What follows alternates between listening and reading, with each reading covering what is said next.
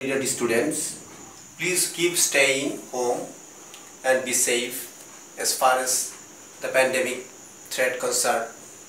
So let us talk about conic today. আজকে আমরা conic সম্পর্কে আলোচনা করব দ্বাদশ শ্রেণীর। কনিক সংক্রান্ত আলোচনা করার শুরুতে আমাদেরকে যেতে হবে এই যে কার্টেসিয়ান কোঅর্ডিনেট প্লেনটা কি। একটা কার্টেসিয়ান কোঅর্ডিনেট প্লেন সম্পর্কে আমরা জানি, তোমাদের ধারণা আছে। কার্টেসীয় সমতলে একটা ফিক্সড পয়েন্ট এবং একটা ফিক্সড লাইন থাকবে। একটা ফিক্সড পয়েন্ট এবং একটা ফিক্সড লাইনের রেসপেক্টে একটা বিন্দুর, একটা চলমান বিন্দুর যে সঞ্চারপথ তাকে আমি বলবো কি কনিক। তাহলে একটা কনিক হচ্ছে কি কার্টেসীয় সমতলে একটা নির্দিষ্ট বিন্দু এবং একটা নির্দিষ্ট সরলরেখার সাপেক্ষে একটা চলমান বিন্দু যে সঞ্চারপথ তাকে বলবো আমি কনিক। সো তাহলে এই যে ফিক্সড পয়েন্টটা হলো এস, একটা পার্টিকুলার পয়েন্ট, এটা হচ্ছে পি যদি হয়, আমি এখানে এস পি করলাম। পি থেকে এই নির্দিষ্ট রেখার উপর পি এম একটা পারপেন্ডিকুলার ড্র করলাম।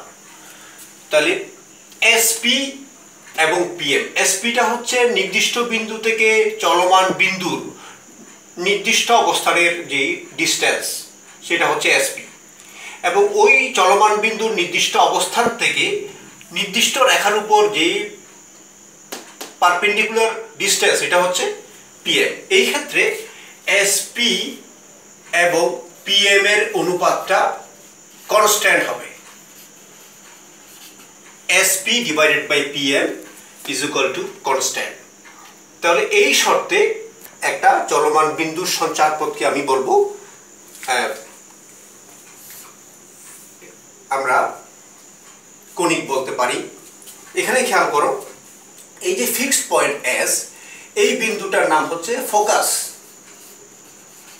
এই যে ফিক্সড লাইন এর নাম হচ্ছে ডাইরেক্ট্রিক্স। ফোকাস বা উপকেন্দ্র, কনিকের উপকেন্দ্র, আর এটা হচ্ছে নিয়ামক। আচ্ছা, কনিকের ক্লাসিফিকেশন আমরা করব। তাহলে কনিকের বেসিক কনসেপ্টটা হচ্ছে রাইট সার্কুলার কোন। একটা রাইট সার্কুলার কোনকে তোমরা জানো, রাইট সার্কুলার কোন কি? একটা সমবৃত্তভূমি কোনকে যদি আমরা বিভিন্নভাবে ক্রস সেকশন করি তখন কনিকের বিভিন্ন আকৃতি আমরা পাবো। কনিকের ক্লাসিফিকেশন করি আমরা।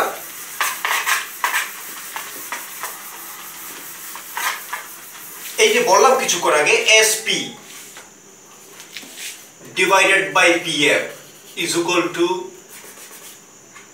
কনস্ট্যান্ট। এখানে একটা জিনিস খেয়াল রাখবে, আর একটু দেখো জিনিসটা। একটা ফিক্সড পয়েন্ট, একটা ফিক্সড লাইন, এই হচ্ছে একটা বিন্দুর সঞ্চারপথ এস, একটা পার্টিকুলার পয়েন্ট পি, এখান থেকে পারপেন্ডিকুলার ডিস্টেন্স দিলাম PM, S P divided by PM. তাহলে এই যে কনস্ট্যান্ট, এই কনস্ট্যান্টটা এর মান যখন 1 হবে এটাকে বলে এসপি বাই পিএম। এই যে রেশিও এসপি, উপকেন্দ্রিক দূরত্ব, ইকসেন্ট্রিক ডিস্টেন্স বলে এসপি।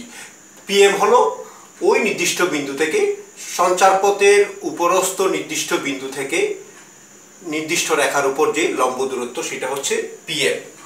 এই দুইটার অনুপাত হলো এখানে কনস্ট্যান্ট।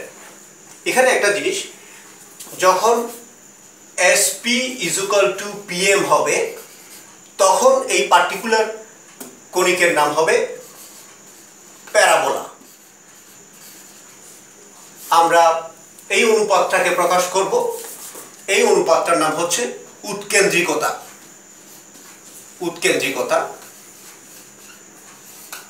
এটাকে ইকসেন্ট্রিসিটি বলে। এই ক্ষেত্রে SP is equal to PM, that means এই অনুপাতটার মান যখন 1 হবে, that means E is equal to যখন 1 হবে, তখন এই যে লুকাস বা সঞ্চারপথ, এই সঞ্চারপথের নাম হবে পরাবৃত্ত বা প্যারাবোলা। এই অনুপাতের মান যখন in between 0 to 1 হবে, তখন এই সঞ্চারপথের নাম হবে ইলিপস বা উপবৃত্ত। ইলিপস।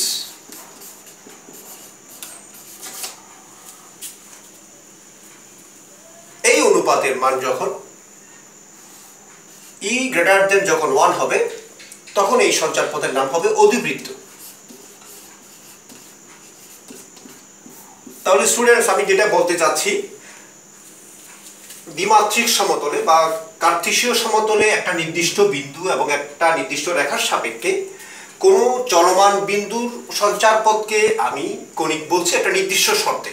ওই শর্ত হলো কি, নির্দিষ্ট বিন্দু থেকে ওই সঞ্চারপথের উপরস্থ একটা নির্দিষ্ট অবস্থানে ওই চলমান বিন্দুর নির্দিষ্ট অবস্থানের দূরত্ব এবং ওই বিন্দু থেকে নির্দিষ্ট রেখার উপর যে লম্ব দূরত্ব, তার অনুপাত হবে একটা ধ্রুবক রাশি।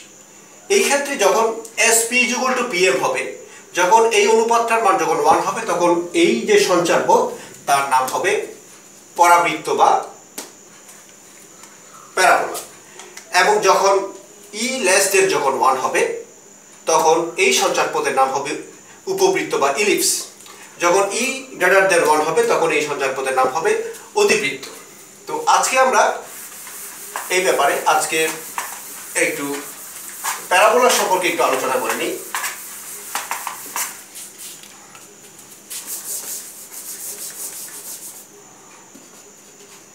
পরাবৃত্তের সাধারণ সমীকরণ।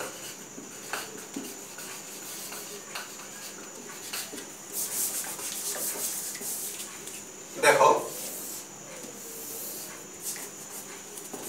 একটা পরাবৃত্ত যখন মূল বিন্দুগামী হবে, তখন তার আমি একটা স্ট্রাকচার আমি এখানে আঁকি, একটা ইলাস্ট্রেশন। এখানে খেয়াল করো, একটু দেখাচ্ছি।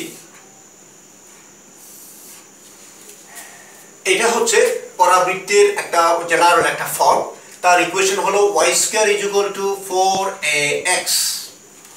তাহলে যখন একটা পরাবৃত্ত মূল বিন্দু দিয়ে যাবে, তখন তার একটা স্ট্যান্ডার্ড ইকুয়েশন হলো y square is equal two 4ax। এই পরাবৃত্তের কিছু প্যারামিটার সম্পর্কে এখন আমরা একটু আলোচনা করব। এই পয়েন্টটা হচ্ছে শীর্ষবিন্দু বা ভার্টেক্স, তার স্থানাঙ্ক হবে 0 0। এই পরাবৃত্তের অক্ষ হলো x অক্ষ। এই তোমার x অক্ষের সমীকরণ হলো y ইজ ইকুয়াল টু 0। এই পরাবৃত্তের উপকেন্দ্রিক লম্ব, এই রেখাটার নাম হচ্ছে এই লাইন, সে এটা আমি বললাম L, এখানে বললাম S L prime, L S L prime. এই লাইনটাকে বলা হয় উপকেন্দ্রিক লম্ব। উপকেন্দ্রিক লম্ব বলে, উপকেন্দ্রিক লম্বের দৈর্ঘ্য হচ্ছে 4a। এই উপকেন্দ্রিক লম্বের দৈর্ঘ্য হচ্ছে 4a। S, এই S বিন্দুটার নাম হচ্ছে ফোকাস বা উপকেন্দ্র। এই উপকেন্দ্রের স্থানাঙ্ক হলো a0 এবং এই লাইনটা যেটা কিনা উপকেন্দ্রিক লম্বের সাথে সমান্তরাল, এই লাইনটার নাম হচ্ছে নিয়ামক রেখা। নিয়ামক রেখা। এই লাইনের ইকুয়েশন হচ্ছে x is equal to -a এবং এই যে উপকেন্দ্রিক লম্ব রেখা, উপকেন্দ্রিক লম্ব রেখার সমীকরণ হলো x is equal to a। তাহলে আমরা যখন একটা পরাবৃত্তের সাধারণ সমীকরণ y square is equal two 4x, পরাবৃত্ত যখন মূল বিন্দু দিয়ে যায়, তার একটা স্ট্যান্ডার্ড ইকুয়েশন হলো y square is equal two 4x। তার কিছু প্যারামিটার আমরা এখানে আলোচনা করলাম। ও বিন্দু যেটা, এটা হচ্ছে শীর্ষবিন্দু যার কোঅর্ডিনেট হলো 0 0। এই জেড বিন্দু যেটা, এটা হলো বটম অফ দ্য ডিরেক্ট্রিক্স বা নিয়ামক রেখার পাদবিন্দু বলে। এই নিয়ামক রেখার সমীকরণ হলো x is equal two minus a। একটু একটা জিনিস একটু খেয়াল করো, শীর্ষবিন্দু থেকে উপকেন্দ্রের যে ডিস্টেন্স, শীর্ষবিন্দু থেকে এই জেড বিন্দুর ডিস্টেন্স এখানে ইকুয়াল হবে, হুইচ ইজ ওয়াই এই যে উপকেন্দ্রিক লম্বের সমীকরণ হবে x is equal two a। উপকেন্দ্রিক লম্বের দৈর্ঘ্য হবে 4a, উপকেন্দ্রের স্থানাঙ্ক হবে a0 এবং এই পরাবৃত্তের অক্ষরেখা হবে x অ্যাক্সিস এবং তার ইকুয়েশন হবে y is equal two 0।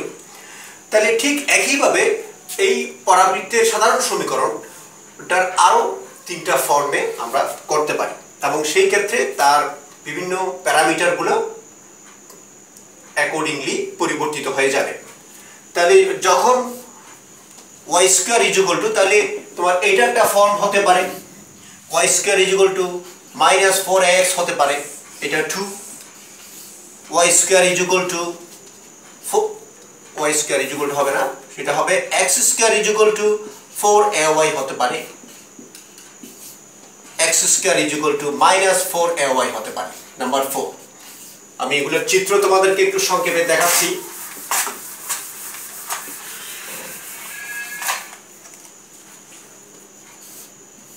y square is equal two minus 4x, তারপর হচ্ছে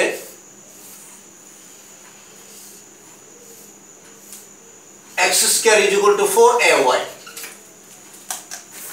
এবং আরেকটা হচ্ছে লাস্ট ওয়ান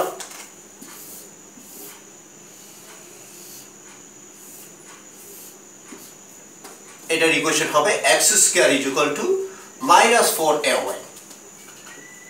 মূল বিন্দু না, এটা শীর্ষবিন্দু, এটা হচ্ছে নিয়ামক রেখা, এটা হচ্ছে উপকেন্দ্রিক লম্ব, নিয়ামক রেখা, শীর্ষবিন্দু। তাহলে অ্যাকর্ডিংলি তার যে ইকুয়েশন অনুসারে পরাবৃত্তের যে বিভিন্ন প্যারামিটার এগুলোর অ্যাকর্ডিংলি পরিবর্তন হয়ে যাবে। এরপর একটু আলোচনা করব আমরা পরাবৃত্তের যে অক্ষ, এই অক্ষটা সবসময় যে x অক্ষ এবং y অক্ষ বরাবর হবে এমন কোনো কথা নেই। ওই জন্য আমাদেরকে একটা জিনিস খেয়াল করতে হবে যে সে ধরো লুকাস অফ এ প্রজেক্টাইল, একটা প্রক্ষেপকের যে সঞ্চারপথ সেটা কি ধরনের, এরকম হতে পারে। একটা প্রক্ষেপককে যদি এখান থেকে আমরা যদি নিক্ষেপ করি, তাহলে তার যে ট্রাজেক্টরি সেটা হবে এরকম। এই ট্রাজেক্টরিটার আকার হচ্ছে কি পরাবৃত্ত। তাহলে এই ক্ষেত্রে অথবা এরকম হতে পারে, তাহলে তোমার হবে কি এই ক্ষেত্রে এই পরাবৃত্তের অক্ষটা x অক্ষ বরাবর নাও হতে পারে, সেটা x অক্ষের সমান্তরাল হবে। এবং ঠিক এই ক্ষেত্রে তার অক্ষটা, এই ক্ষেত্রে অক্ষটা আমি বলি, এই ক্ষেত্রে অক্ষটা হবে এখানে তোমার এই চিত্রের ক্ষেত্রে অক্ষ y অক্ষ বরাবর নাও হতে পারে, অক্ষটি y অক্ষের সমান্তরাল হতে পারে। তাহলে এই ক্ষেত্রে পরাবৃত্তের সাধারণ সমীকরণ হবে y is equal to ax square plus bx plus c। আর যখন অক্ষ যখন x অক্ষের সমান্তরাল হবে তখন স্ট্যান্ডার্ড ইকুয়েশন হবে x is equal to ay square plus by plus c। আমি যেটা বলতে চাচ্ছি, পরাবৃত্ত সবসময় মূলবিন্দুগামী নাও হতে পারে। দ্যাট মিনস তার অক্ষটা হয় x অক্ষ রেখার সমান্তরাল হতে পারে অথবা y অক্ষ রেখার সমান্তরাল হতে পারে। যখন অক্ষটা যখন y অক্ষ রেখার সমান্তরাল হবে তখন আকার হবে এটা, তখন তার জেনারেল ইকুয়েশনটাকে আমরা এই ফর্মে লিখতে পারি y is equal to ax square plus bx plus c।